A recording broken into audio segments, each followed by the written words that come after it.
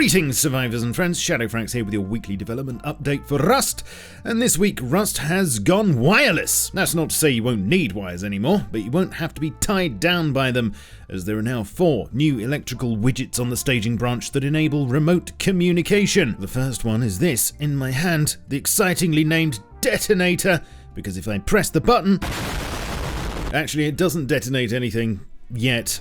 Sadly, but the effects could be explosive depending on what you do with it.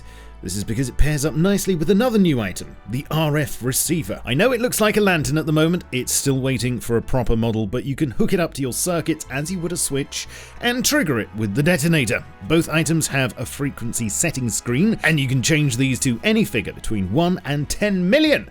Which should give you enough scope to avoid overlapping with other players, unless you're stupid and go for something really obvious or just can't resist the memes. You can trigger multiple receivers with the same frequency if you want, or have different receivers inside your base that do different things and have different frequencies and then activate them individually. The detonator sends a signal only when you push the button and stops when you release, but at the moment, as you can see, it works from any distance. That's not to say there may not be a range limit at some point, but that decision hasn't been made yet. However, just say you were away from your base getting your daily essentials, how would you even know something back home needed to be triggered? Well, that's where the other 2 new items come into their own, introducing the RF broadcaster and the RF pager. The broadcaster, note again the lantern disguise, still waiting for a proper model, basically works like the detonator but can be attached to a circuit and triggered in a multitude of ways. The pager, and hopefully this should be pretty obvious, is just a receiver that travels with you in your pocket and makes a noise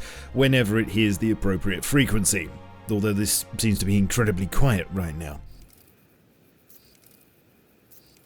I'm sure that'll get proper sounds at some point soon. I know in the description it says it responds to frequency 55, but Helk tells me this will be configurable, just like all the other items. Otherwise, everyone would get an alert and that wouldn't be fun. I'm sure I don't need to tell you what all this means, but I will anyway. Raid alerts. At least while you're in the server, and it doesn't necessarily have to be breaking and entering that gives you a heads up. As I showed previously, we're getting an Vhf Sensor that detects players within line of sight at a distance of about 3 foundations. Coincidentally, this does now have a proper model and no longer looks like a moldy landmine. All of this, in combination with the flasher and siren lights, means that we can now create working raid alerts and early warning systems in Rust without the need for plugins, at least on the staging branch, which is where all of this currently is, until the next update to main on the 7th of February. It appears that the detonator, receiver, broadcaster and both new lights will all be craftable workbench level 1 items, but the pager will have to be found. All of this could change though. This is rather a big addition of course, and I'd like to know what you feel about it, so please let me know if you think it's good news or just alarming in the comments please. There is still a lot of work happening behind the scenes to improve performance, and performance is #1 priority for many of you of course. I mentioned a few changes last week, but in addition to those, Rust is also being upgraded to a new version of Unity 2018.3.3, which appears to offer some performance and stability improvements. As well as this, on staging at the moment, full screen exclusive mode is being tested, which has a few advantages, including better performance thanks to Windows not rendering background apps and lower input lag. But we'll have to see how this goes and whether it'll be included in the update next week. No new visuals on the large or small oil rigs this week, sadly. What I've shown you so far is pretty much it. The lighting is currently being worked on, and it appears one is also being added to the Happis Island map. All indications are that they'll make it onto main next week, but I'll let you know if anything changes. Finally, not much to add on the new 2-man helicopter, which we'll hopefully be able to buzz around in next week, apart from a quick amendment to what I said last week. I got my rotors in a twist and said that it would have similar health to an attack chopper. That was a lie. What I should have said was that it'll need to be taken down in a similar fashion, i.e.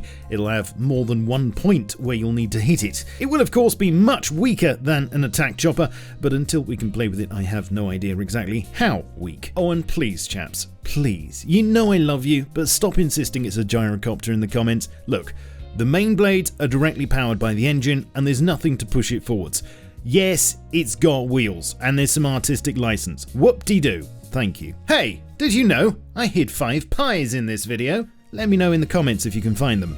You don't get anything for it, apart from maybe a slight feeling of smugness and an urge to go to the shops. Thank you for watching this week. Please lovingly caress the like and subscribe buttons until they can't help but be turned on, and flick the notification bell in the vain hope that it'll do anything useful. You can find me on Twitch, Twitter, Facebook, Discord, and my Steam group, and support me on Patreon, of course. I shall catch you all in my next vid or stream, but in the meantime, keep calm and stay rusty. Cheerio!